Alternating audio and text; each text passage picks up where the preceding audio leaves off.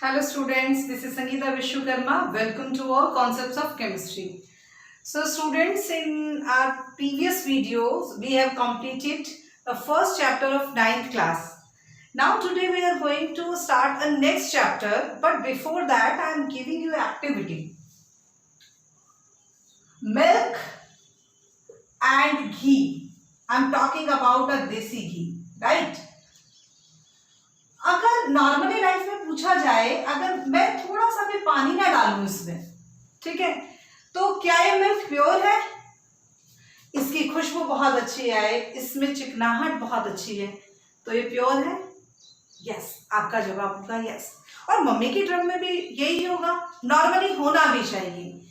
But if we see according to the science, both are not pure.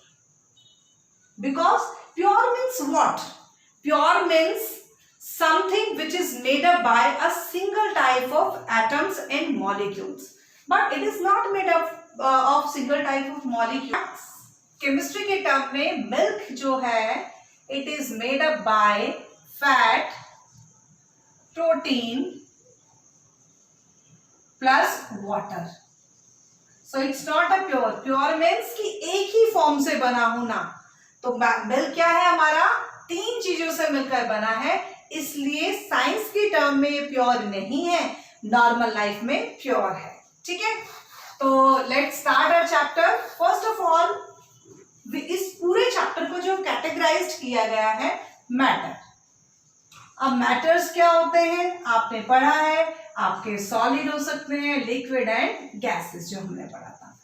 इनको आप two broadly terms में divide कर सकते हैं, प्योर और impure. In pure form again categorized in two terms. First is element और next is compound. ठीक है, impure terms is also categorized in two forms. One is homogeneous and second is heterogeneous.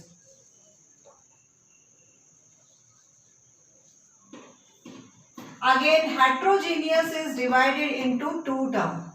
It's totally chapter कि आपका जो पूरा chapter है, आपको जो जो पढ़ना है, all things are in this flow chart. ये सब आपको कंप्लीट करना है। Homogeneous and heterogeneous. First is colloid और next one is suspension.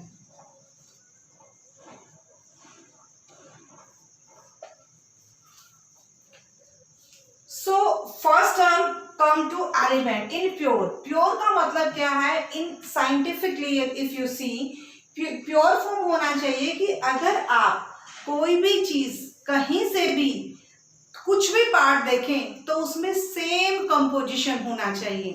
Composition should not be different. With the help of example we try to understand it. Element आपका hydrogen है, आपका chlorine है, ये कुछ भी। अब यहाँ जितने भी एलिमेंट्स हैं वो क्या है? सेम। यहाँ मेरे टू एटम्स लिए ना मॉलिक्यूल्स, यहाँ भी टू एटम्स है ना मॉलिक्यूल, टू एटम है। तो ये प्योरली है कि जो भी आपका एलिमेंट है वो एक ही टाइप की चीजों से मिलकर बना है। Is it clear? Now come to the compound. In our day to day life there are lots of compound. See here, NaCl, H2O, CO2. If you compare this one, there are two or more types of the element present in the compound, right? But what is the difference both of them? यहाँ एक तरह के हैं, दो और तीन भी हो सकते हैं, ज्यादा भी हो सकते हैं, but the composition, the ratio will be same in each and every part of the अगर हम बोलें कि एक कमरे में, ये एक ग्लास में पानी है, आपने पानी लिया, पानी को आप यहां से स्पून से उठा के ये ऑब्जर्व तो खैर आप अपर लेवल पर कर सकते हैं, इसमें पूरे में वाटर है। अब वाटर कहीं से भी ले लीजिए, वाटर के अंदर अगर हम नंबर ऑफ एटम्स की बात करें तो 2:1 रेशियो होगा, हमेशा हाइड्रोजन 2 और वाटर 1, यानी एक फिक्स कंपोजिशन है उसके अंदर। Is it clear? यानी you can say a fix composition, fix composition. आप यहाँ पे कॉपर भी ले सकते हैं, ऑक्सीजन भी ले सकते हैं, तो ये सब क्या है? सेम टाइप से। तो यू कैन से फिक्स कंपोजिशन और सेम रेशो। एवरीवेयर आपको क्या मिलेगा? सेम रेशो मिलेगा। और जो कंपाउंड्स होते हैं ये दो डिफरेंट, ये 3 से भी मिलकर, एलिमेंट से मिलकर बने होते हैं। बट देखो क्लोरीन आपका क्या होता है कि वाटर को प्योर करने में, डिसइंफेक्टेड करने में यूज होता है। सोडियम अगर नॉर्मली देखें तो वेरी हार्मफुल है, it's too reactive element, right? But when they combine together they have a different property show करते हैं। उनकी अपनी जो इंडिविजुअलिटी है दैट विल बी रिमूव और एक नई आइडेंटिटी के साथ एक कंपाउंड फॉर्मेशन करते हैं, right? Next is impure. In impure में 2 टाइप्स के आपको सॉल्यूशन मिलते हैं। एक होता है होमोजीनस, होमो मीन्स सेम और जीनस मीन्स फेस, यानी सेम फेस। और यहां होता है hetero means different phase, right? Now try to understand homogeneous and heterogeneous. अब ये किस फॉर्म का पार्ट है? इम्प्योर। इम्प्योर मीन्स 2 और मोर अदर कंपाउंड्स एक दूसरे के साथ मिक्स हुए हैं। Homo means what? Homo is known as same, homo is known as same. और जीनस मीन्स होता है फेस, यानी सेम फेस में हो। अब उससे पहले एक टर्म समझते हैं, solution. Solution is made by solute plus solvent, but before that I'm 100% sure you think a solute is a solid part and solvent is a liquid part, but it's not 100% true, right? हम solution के अंदर बोल सकते हैं जो small amount होती है, small amount को बोला जाता है सॉल्यूट एंड लार्ज अमाउंट को बोला जाता है सॉल्वेंट। यानी जो कम चीज क्वांटिटी होती है वो लार्ज क्वांटिटी में डिसॉल्व होती है। दे मे बी सॉलिड, लिक्विड और गैसेस, राइट? अब होमो सेम फेज है। अब इसकी एग्जांपल लेते हैं हम, sugar plus water. And sugar and water को आप देखोगे सॉल्यूशन बन जाता है। अब उसमें आप डिफरेंशिएट नहीं कर सकते, you can't differentiate which one is solute and which one is solvent. That means the particles of the solutes are completely dissolve in solvent, right? तो इन दैट केस आपको नहीं पता चल पाता है कि हमारा कौन सा पार्ट सॉल्यूट है, कौन सा सॉल्वेंट है। That's why it's also known as true solution. True solution.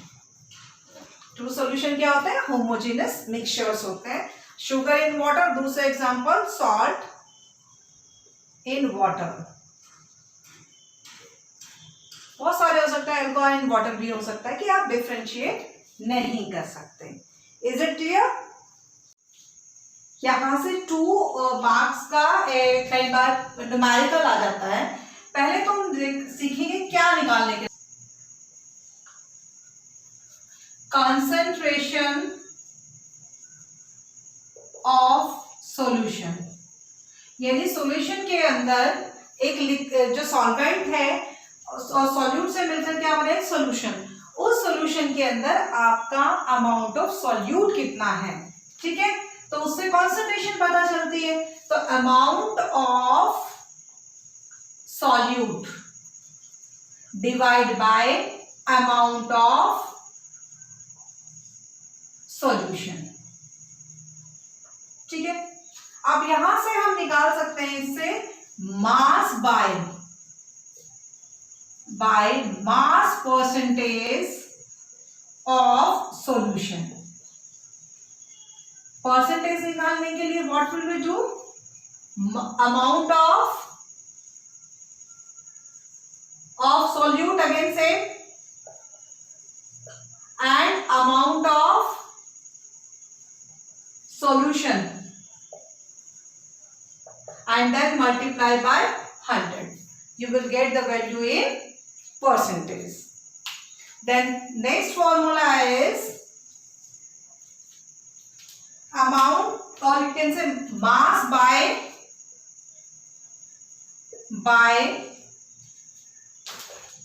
Volume percentage of solution. यानी ये क्या था, आपके सॉल्यूट का भी मास और सॉल्यूशन का भी मास। यहाँ क्या है, सॉल्यूट का मास और उसके सॉल्यूशन के वॉल्यूम से। लेकिन जब हम बात करते हैं सॉल्यूशन का वॉल्यूम, तो सॉल्यूशन क्या है, ट्रू सॉल्यूशन है, तो वॉल्यूम क्या करेगा, यहाँ पर हमारा इंक्रीज नहीं करता। जैसे एग्जांपल है, वाटर मॉलिक्यूल्स हैं, इनके अंदर आपने शुगर ऐड कर दी तो उसका लेवल इंक्रीज नहीं करेगा, गैप में जाके फिक्स हो जाता है। तो यहाँ पर आपको कई बुक में ये भी लिखा हुआ मिलेगा, अमाउंट ऑफ सॉल्यूट या मास ऑफ, अमाउंट में यहाँ पे मास आएगा जो भी आपका दिया हुआ है, एंड यहाँ पे क्या आएगा, वॉल्यूम ऑफ सॉल्वेंट। सॉल्वेंट भी लिखा आ सकता है और सॉल्यूशन भी, बिकॉज जब हम वॉल्यूम लेते हैं तो वॉल्यूम क्या है, आपका सॉल्यूट डालने से वॉल्यूम इंक्रीज नहीं किया, तो यहाँ पे दोनों चीज लिखा हो सकता है किसी कई बुक में, सॉल्वेंट और सॉल्यूशन दोनों इनटू 100। तो इससे आप परसेंटेज इजीली निकाल सकते हैं। आपके एनसीईआरटी में एक क्वेश्चन गिवन है जो कि 2 मार्क्स में पूछा जा सकता है एग्जाम में। Question is given, a solution contains 4 gram of common salt. Common salt यानी NaCl in 340 gram of water. Calculate the concentration in term of mass by mass percentage. यानी सॉल्यूट का मास बाय सॉल्यूशन का mass percentage में निकालना है। तो solution में क्या करना है हमें, फर्स्ट आपने सॉल्यूट लेना है,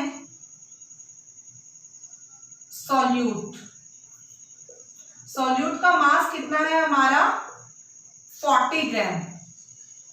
तो सॉल्यूशन का मास कितना हो गया हमारा, क्योंकि मास दिया हुआ है स्पेशली, अगर वॉल्यूम है तो फिर आपको डिफरेंट लेना पड़ेगा, और वॉल्यूम में आपकी यहाँ यूनिट भी चेंज होगी। तो सॉल्यूशन के क्या आ जाएगा आपका, solute plus solvent. So what will be 40 plus कितना दिया गया आपका सॉल्वेंट का 340, तो what will be the total 380 gram. अब now put all the values in a formula. क्या था आपका परसेंट के, amount of the solute 40 gram, and then नीचे कितना है आपका मास बाय मास परसेंटेज में हमने क्या किया था, मास ऑफ द सॉल्यूशन। तो सॉल्यूशन का 380 इंटू 100, देन सॉल्व इट। ये 11.11% समथिंग आएगा, ये आपका आंसर है इसका। ठीक है, तो ये 2 मार्क्स में पक्का आ सकता है, एग्जाम में आता भी है। Next one is heterogeneous mixture.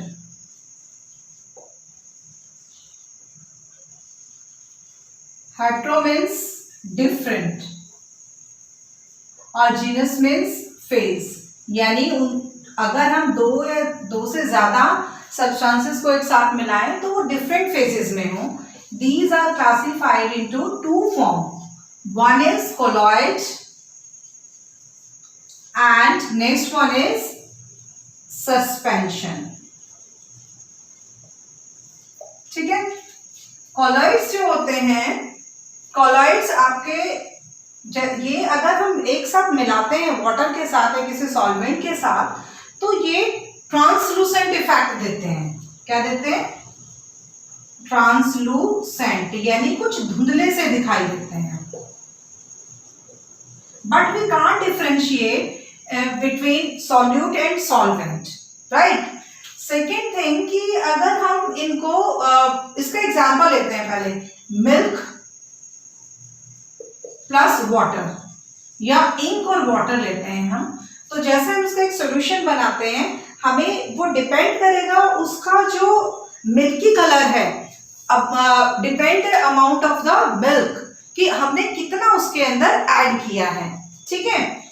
और on the another hand suspension क्या है, जैसे चॉक पाउडर है, चॉक पाउडर है, चॉक को मैश करके आपने वाटर के साथ मिक्स किया, अब आपने कितना भी उसको मिक्स कर लिया, मिक्स करने के बाद जब उसे आप अनडिस्टर्ब छोड़ते हैं, तो अनडिस्टर्ब के बाद क्या होता है कि आपका जितना भी चॉक का मड है वो सारा बॉटम में सेटल हो जाता है, वो मिक्स नहीं होता।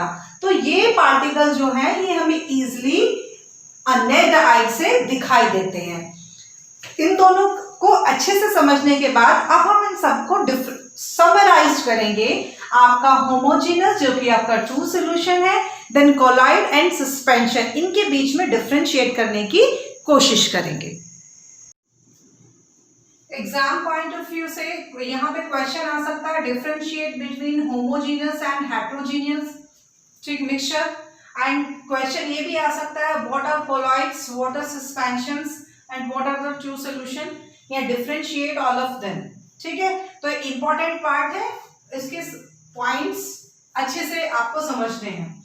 ट्रू सॉल्यूशन में क्या है, सबसे पहले जो डायमीटर होता है सॉल्यूट का, वो आपका होता है 10⁻⁹ मीटर से लेस देन, और यू कैन से 1 नैनोमीटर से आपका लेस देन डायमीटर होता है।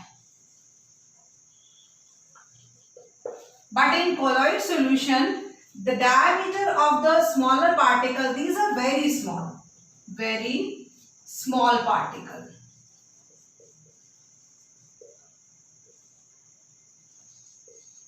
ठीक है, यहां पर जो होता है आपका जो डायमीटर होता है 10⁻⁹ मीटर से लेकर 10⁻⁷ मीटर तक होता है, ठीक है। और या सस्पेंशन जो होते हैं 10⁻⁷ से लेकर मीटर से 10⁻⁴ मीटर तक इसका डायमीटर होता है, ठीक है। तो you are saying from this side, so when you are moving in that side the diameter is going to increase. So second point है, we can't see by naked eyes. Here also, जब मैंने बोला आपको milk और आपका water है, तो आप डिफरेंशिएट नहीं कर सकते कौन से पार्टिकल आपके मिल्क के हैं, कौन से वाटर के हैं, आपको थ्रू आउट सोल्यूशन सेम दिखाई देता है। तो can't see by naked eyes. But if you are talking about the suspension, I gave you example chalk powder into water. In that case, you are easily see some chalk particles in the water. They are moving here and there. If you don't disturb for a long time, they will settle at the bottom. So they are visible by naked eyes. Third point. यहाँ पे जो एक solution होता है, in this the solution will be transparent. Here translucent, यानी एक धुंधला सा होता है, आपको उसके आर पार दिखाई नहीं देता, ठीक है, सोल्यूशन जैसे मिल्क और वाटर का। और यहाँ पर क्या होता है आपका, it's also translucent, sometime translucent और समटाइम नॉर्मल, क्योंकि चॉक मिलाया आपको दिखेगा, क्लियरली नहीं होगा इतना, पर जैसे ही उसके चॉक के पार्टिकल्स नीचे सेटल डाउन हो जाएंगे बॉटम में, उसके बाद आपको विजिबल होगा। If you filtered this one true solution, तो there will be no residue, यानी आपने फिल्टर पेपर लिया है, कॉनिकल फ्लास्क ली, और उससे आपने ये यहाँ फिल्टर पेपर लिया, और इस फिल्टर पेपर में आपने सॉल्यूशन को डाला, तो क्या होगा, पोर्स होते हैं फिल्टर पेपर के ऊपर स्मॉल स्मॉल, इनका साइज इतना होता है पार्टिकल्स का डायमीटर का, they will pass through this filter paper, so there will be no residue, यानी कुछ भी आपका फिल्टर पेपर के ऊपर नहीं बचेगा, सारा का सारा जितना भी वाटर है वो आपका एक बीकर में आके कलेक्ट हो जाएगा, ठीक है। So you can say no residue, no residue on filter paper, filter paper. Similar है कि आप मिल्क और वाटर के सोल्यूशन को आप लीजिए फिल्टर पेपर, तो यहाँ पे कोई आपको उसके ऊपर कोई रेजिड्यू नहीं मिलेगा, तो you can say no residue. But if you do the same experiment with the by suspension chalk powder and water, तो आपको रेजिड्यू मिलेगा।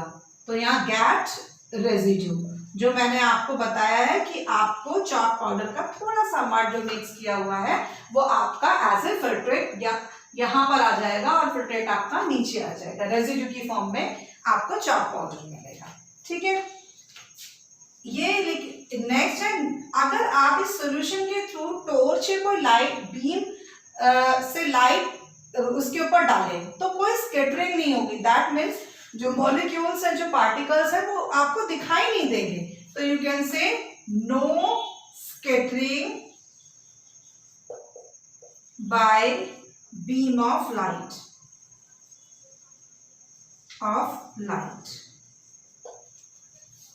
हेयर यस स्कैटरिंग ऑफ, ऐसे तो हमें ये ट्रांसलूसेंट है आपका, कोई आपको पार्टिकल दिखाई नहीं दे रहे, बट जब आप इसके ऊपर बीम डालेंगे, यानी लाइट का कोई भी, मैं यहाँ डायग्राम बना देती हूँ, ये सोल्यूशन रखा है, इसके ऊपर मैंने टॉर्च से लाइट डाली, तो क्या होगा, यहाँ पर मुझे पार्टिकल मूव करते हुए दिखाई देंगे, ठीक है। तो यहाँ लिख सकते हो scattering of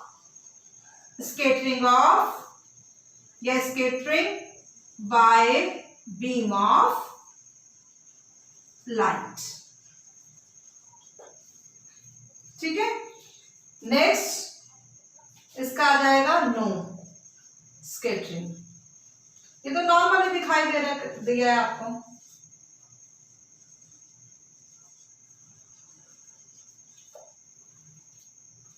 next example, sugar plus sugar या salt in water,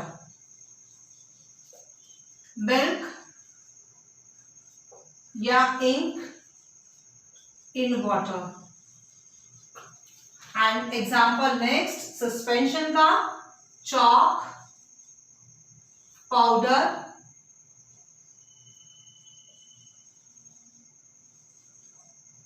in water.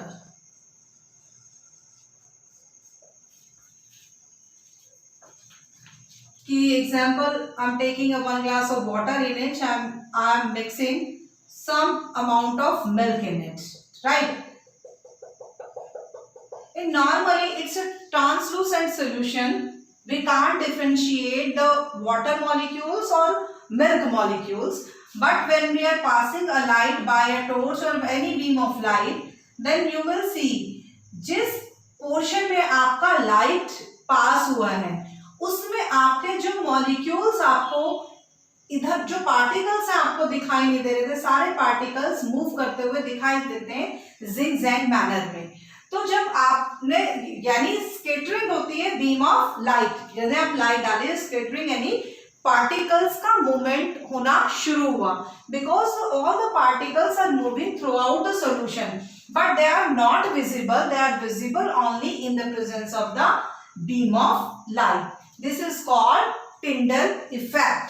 और you can say the particles of colloidal solution are uniformly spread out throughout the solution due to relatively smaller size of the particle as compared to suspension, कि suspension से इनका relatively यानी compare करें तो इनका क्या है, साइज स्मॉलर है, क्योंकि ये रेंज कहाँ करता है very 10⁻⁻7 metre to 10⁻⁹ to 10⁻⁻9 metre तक। तो ये आपका सस्पेंशन से तो स्मॉलर है बट ट्रू सॉल्यूशन से ज्यादा है। तो जैसे ही बीम के इफेक्ट में गया तो वहां पर पार्टिकल का मूवमेंट दिखाई दिया। और एक टिंडल इफेक्ट का एक और आप एग्जांपल देख सकते हो, बहुत सारे हैं, आप घर में देखिए। आप एक रूम में बैठे हैं, यहाँ पर एक होल है, यहाँ से सनलाइट आई, ठीक है, तो आप नॉर्मली रूम में बैठे हैं, यहाँ पर एयर भी है और डस्ट पार्टिकल्स भी हैं, but you can't see them. But when the small, या तो कोई स्लिट हो या फिर विंडो से लाइट आती है तो आपको दिखाई देता है, जिसमें आपकी लाइट जिस पोर्शन में होती है, तो जो हमारे पार्टिकल्स होते हैं वो स्कैटर्ड करते हैं, यानी हेयर एंड देयर मूव करते हुए दिखाई देते हैं rather than रूम एनवायरनमेंट। तो that is known as a Tyndall effect. आप एग्जांपल भी दे सकते हैं टिंडल इफेक्ट। एक और एग्जांपल है साउथ अफ्रीका में कैनोपी फॉरेस्ट। कैनोपी मीन्स कि वहां इतना डेंस फॉरेस्ट होते हैं, there is no place to see the sunlight, but कुछ छोटे छोटे स्मॉल एरिया होते हैं जहां से सनलाइट दिखाई देती है। अब कैनोपी फॉरेस्ट क्या है, आपके बहुत हाइट, मतलब 20 मीटर्स 25 मीटर्स हाइट के आपके फॉरेस्ट होते हैं, ये पेड़ होते हैं। तो जो स्मॉल पोर्शन है जहां से सनलाइट नीचे आई और वो अर्थ तक गई, नीचे आप कह सकते हैं कि जमीन तक गई, तो उस पोर्शन में आपको नॉर्मल डेंस है, कुछ नहीं दिखाई दे रहा, बट जो जहां से सनलाइट आई है उस एरिया में आपको एयर के पार्टिकल्स दिखाई देते हैं मूव करते हुए, ठीक है। तो नेक्स्ट एग्जांपल है ये canopy forest. Canopy forest. Next one is common example of colloids. अभी हम बात करते हैं solution. Solution is made by two thing, one is solute plus solvent. Solute is a small part and solvent is a larger part. तो अब तक एक mind में यही कॉन्सेप्ट है कि सॉल्यूट आपका सॉलिड होता है, सॉल्वेंट आपका लिक्विड है, but in colloids it will be very clear कि आपका सॉल्यूट सॉलिड लिक्विड गैस कुछ भी हो सकता है, ऐसे ही आपका सॉल्वेंट सॉलिड लिक्विड गैस कुछ भी हो सकता है। तो जो आपके सॉल्यूट होते हैं, सॉल्यूट को बोला जाता है dispersed phase in the form of colloid, और जो आपका सॉल्वेंट होता है उनको बोला जाता है डिस्पर्सिंग मीडियम, ठीक है। अब जैसे एग्जांपल है लिक्विड एंड गैस, यानी आपका सॉल्यूट क्या है, लिक्विड है, और डिस्पर्सिंग मीडियम यानी सॉल्वेंट आपका गैस है। उनसे क्या बनता है, एरोसॉल, जैसे फॉग है, ठीक है। फॉग में क्या है, और मिस्ट, फॉग में आपके एनवायरनमेंट में वाटर मॉलिक्यूल्स हैं, और उनमें क्या है, आपकी एयर है, एयर को आपकी CO2 है, आपकी O2 है, तो बहुत सारी गैसेस हैं, उनको मिलकर आपका फॉग बना। तो आपकी जो कम अमाउंट है वो क्या है, सस्पेंडेड पार्टिकल्स ऑफ वाटर, वो क्या है आपके कम है एनवायरनमेंट में, और आपकी गैस क्या है, ज्यादा है, वो गैस में आकर मिक्स हो गए हैं। तो that is example fog and mist. Then again है सॉलिड इनटू गैस। तो सॉलिड, इसको भी एरोसोल बोला जाता है, और एग्जांपल है स्मोक यानी धुआं, कि आपके जैसे बोला जाता है कार्बन की ज्यादा अमाउंट हो गई है, या फिर इसमें ये आपका लेड है ये बढ़ गया है। तो ये सब क्या है, जितना भी ऑटोमोबाइल इंजीनियरिंग से या ऑटोमोबाइल जो व्हीकल्स होते हैं उनसे जो धुआं निकलता है, जो पॉल्यूटेंट हमारे पार्टिकल्स होते हैं, they mixed with the gas, environmental gas, और उसको पॉल्यूटेंट बनाते हैं, यानी पॉल्यूटेड करते हैं उसको। तो ये है हमारा ऑटोमोबाइल एग्जॉस्ट। नेक्स्ट है आपका डिस्पर्स्ड फेज गैस, एंड आपका डिस्पर्सिंग मीडियम है लिक्विड, यानी आपकी गैस किसमें मिक्स हुई है, लिक्विड में। आप शेविंग क्रीम में एज इट इज रखा गया है, ठीक है, उस जेली की फॉर्म में, और आपने जैसे शेविंग करना शुरू किया तो उसमें क्या बन गए, फोम्स बन जाते हैं, यानी उसमें झाग आ जाते हैं। जो जितनी शेविंग क्रीम्स होती है वो एग्जाम्पल है आपका gas into liquid. Then again liquid into liquid, जब भी दो लिक्विड को मिलाया जाता है इमल्शन बनता है। जैसे आपने ऑयल और वाटर को मिलाया, तो दो लिक्विड को मिलाने से जो फॉर्मेशन होती है दैट इज इमल्शन। तो इसका एग्जांपल है, बेस्ट एग्जांपल है मिल्क। तो मिल्क और फेस क्रीम इनका बेस्ट एग्जांपल है। नेक्स्ट है सॉलिड इनटू लिक्विड, यानी सॉलिड सब्सटेंस आपने किसमें मिलाया, सॉल्यूट आपका डिस्पोज्ड फेज जो है, डिस्पोजिंग मीडियम आपका लिक्विड है, तो ये मिलते हैं सॉल्ट। इसमें आपका मिल्क ऑफ मैग्नीशिया और मड, यानी मिट्टी है, मिट्टी पानी में डाल दी तो क्या बन गया, वो कीचड़ बन गया, यानी मड बना आपका। तो ये एग्जांपल है आपका सॉलिड, आपका डिस्पोज्ड फेज है और डिस्पोजिंग मीडियम है आपका liquid. Then gas into solid, यानी गैस को सॉलिड में मिलाया जाए तो अगेन ये क्या हो गया आपका फोम, और इसका एग्जांपल है रबर, स्पॉन्ज। जैसे आपका स्पॉन्ज है, स्पॉन्ज के अंदर कुछ मतलब कुछ स्पेस ऐसा होता है जो वैक्यूम होता है, ठीक है, तो उसके अंदर गैस ट्रैप्ड हो जाती है। जब आप उसको दबाते हैं, कंप्रेस करते हैं तो वो पास पास में आ जाता है, और जैसे ही आप उसको छोड़ देते हैं वो अपना उसी पोजीशन पर आ जाता है। या फिर आप इसका एग्जांपल रबड़ ले लीजिए, रबड़ को आप स्ट्रेच करते हैं तो उसमें भी गैप होता है उसके मॉलिक्यूल्स के बीच में, आप स्ट्रेच करते हैं वो स्ट्रेच हो जाते हैं, जब आप उसको छोड़ देते हैं वो अगेन उसी फॉर्म को ले लेती है। ये एग्जांपल है, ठीक है। नेक्स्ट है आपका लिक्विड इनटू सॉलिड। लिक्विड यानी आपका जो डिस्पोज्ड फेज है वो आपका लिक्विड है और वो सॉलिड में मिलाया जाए। जैसे चीज, लिक्विड फेज क्या है, इसमें वाटर है, ठीक है, या मिल्क है, और उसमें सॉलिड क्या है आपका चीज निकला है उसमें। यानी जब आप देखेंगे जो अमाउंट कम है, जब आप वाटर से वो मिल्क से चीज बनाते हैं, तो चीज बनाने के बाद आपने जैसे उसमें लेमन स्क्वीज किया गर्म दूध के अंदर, तो आपका लिक्विड जो है बहुत कम बचता है और आपका सॉलिड पार्ट ज्यादा आता है जिसको हम चीज बोलते हैं। तो उसमें सॉल्यूट क्या हो गया आपका, जो कम है वाटर यानी वो लिक्विड यानी जो बेकार दूध निकला है, और आपका जो सॉल्वेंट है यानी जो आपका ज्यादा पार्ट है वो आपका सॉलिड है। एग्जाम्पल है इसका चीज एंड बटर। बटर भी ऐसे ही करते हैं, जब हम दूध से निकालते हैं तो बटर की अमाउंट ज्यादा होती है और जो उसमें लिक्विड होता है वो लिक्विड उसमें कम होता है। Then solid to solid, solid to solid के बहुत सारे एग्जाम्पल है। इसको सॉलिड सोल्यूशन, सॉलिड सॉल्व भी बोला जाता है। जैसे कलर्ड जेमस्टोन होते हैं, जो आपके कलर्ड स्टोन जो हम अपने रिंग में पहनते हैं, तो ये है, इसका मिल्की ग्लास है। ग्लास थोड़ा धुंधला, ट्रांसपेरेंट नहीं होता, ट्रांसलूसेंट होता है। और इसमें सॉल्ट टू सॉल्ट में एग्जांपल आपका मिल्की ग्लास हो गया, ठीक है, एंड जेमस्टोन हो गया है। एक चीज मैं सोल्यूशन में बताना भूल गई थी कि इसमें सॉल्यूशन में आपका सॉलिड टू सॉलिड भी आता है। जैसे कॉपर आपका है, आप कॉपर ले लीजिए, तो कॉपर के अंदर 70% ब्रास है और 30% इसके अंदर जिंक है, ठीक है। तो ये दोनों क्या है, ये अलॉयज के अंदर जो आपके एलिमेंट्स होते हैं वो मिक्सचर होते हैं, 2 और मोर एलिमेंट्स होते हैं, they are in solid form, ठीक है। आज का टॉपिक यहीं फिनिश होता है और नेक्स्ट जो रिमेनिंग पार्ट है नेक्स्ट वीडियो में कंप्लीट करने की कोशिश करेंगे।